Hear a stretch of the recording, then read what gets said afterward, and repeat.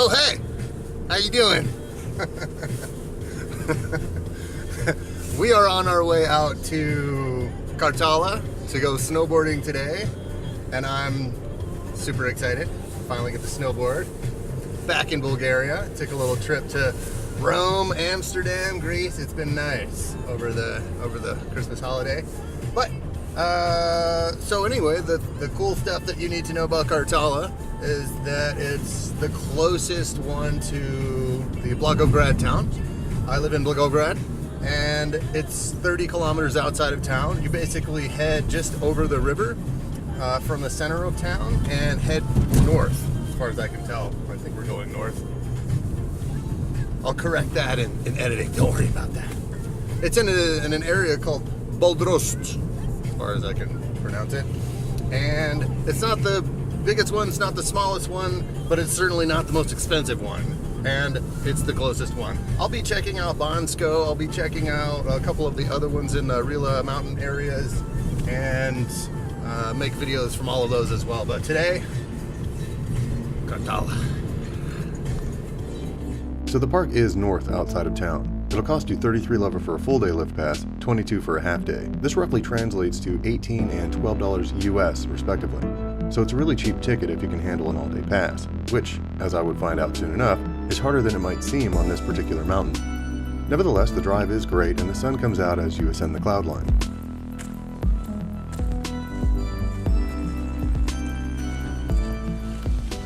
Alright, so when you arrive to Kartala, the parking is essentially free. There's no, it's kind of first come, first serve, and everybody parks either on the side of the road, or if you're lucky enough to get here first, you can park behind me.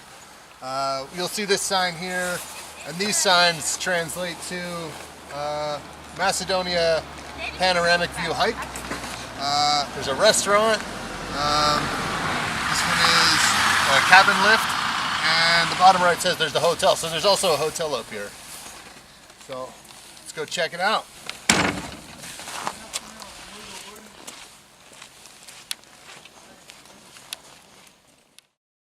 There's additional parking at the lodge, but at first glance it's regulated and probably not free. If it's full, the walk really isn't that bad, and because there's only one lane coming out, you may as well park on the road to avoid the hassle of backing up to let cars out. So these, the tram on the way up is really cool. It's enclosed. It's one of the first that I've been in, actually. And you get the panorama from the back view or the front. There's two seats here, and it's pretty cool. You get to see the back end, and obviously you get to see the snowboarders or whatever. But the cool part is that it packs as many as 6 people in here. And you can slide your snowboard or your skis up front, and the guys that push the tram up onto the cable do all that for you. They put your skis in one side and they put you in the other, or vice versa. And yeah, it's a neat ride out. Very cool. There's no regulation for where skiers and snowboarders can go in the park. There are also no warning signs for dangerous areas. There's a series of green flags delineating the major trail that cuts through the middle of the mountain and generally runs parallel to the cable car's path upward. If you want fresh powder, no traffic, and a bit of a rush, turn left right after the upper lift and strap in right there. For groomed trails and epic views, turn right. There's some walking to do to get to the descent, which is aided by a short length of a hand pulley.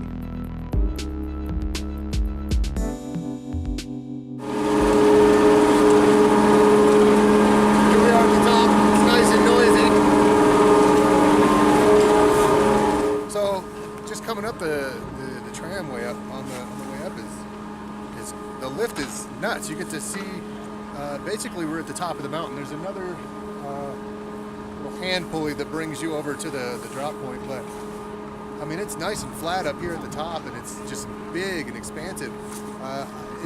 Just from my first assessment of it, I mean it's bigger than Alyeska in just outside of the Tourniquet Arm in Alaska, which is one of the rated the best ski resorts in the world. So let's go check it out.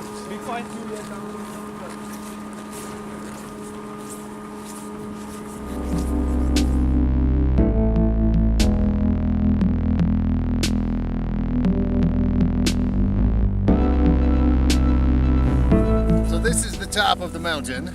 It looks spectacularly gorgeous from up here. You don't ski out this way, but definitely if you get up here, you got to check this view out. There's a sea of clouds phenomenon going over here, and the park itself is over that way. It's mostly groomed trails, but there are a couple of black diamonds that are ungroomed, and you can see those as you're coming up in the tram.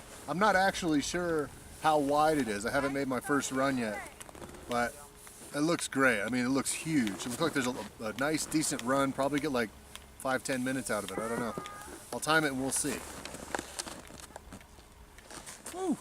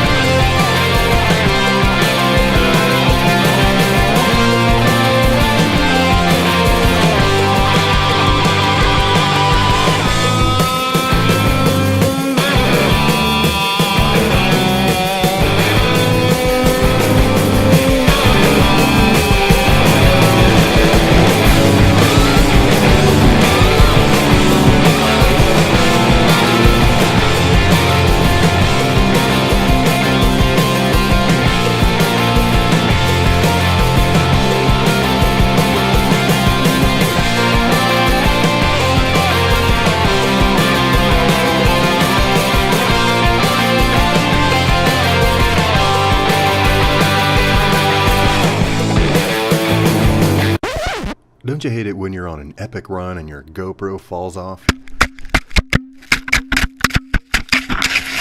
Interestingly, this gave me the opportunity to answer one of those cool universal questions, like, what happens to something when I lose it?